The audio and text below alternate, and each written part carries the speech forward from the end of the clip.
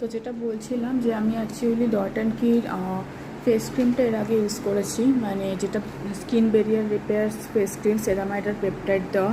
তো সেটা ইউজ করেছিলাম। তো সেটা ইউজ করার পর আমার স্কিন খুবই ভালো হয়ে গেছিলো, মানে ড্রাই থেকে, মানে আমার স্কিন খুবই ড্রাই ছিল, তো সেখান থেকে বেশ ভালো নর্মাল হয়ে গেছিলো, অনেক স্মুথ হয়ে গেছিলো স্কিন। তো সেই জন্যই এই লিপ বামটা আমি ইউজ করলাম একই কোম্পানি ডট অ্যান্ড কি থেকে। আর এটাও লেখা আছে যে ব্যারিয়ার রিপেয়ার।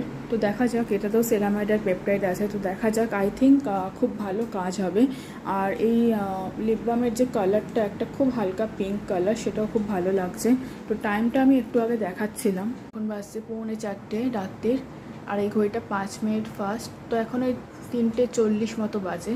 তো এখনের মতো এটুকুই, আর বিশেষ কিছু বলার নেই। নাইকার এই পার্সেলটা আমার কাছে 2-1 সপ্তাহ ধরেই পড়েছিল। তো আজকে আর একটা পার্সেল এসছে, তো সেটা আবার আমি পরে খুলবো। তো ওকে।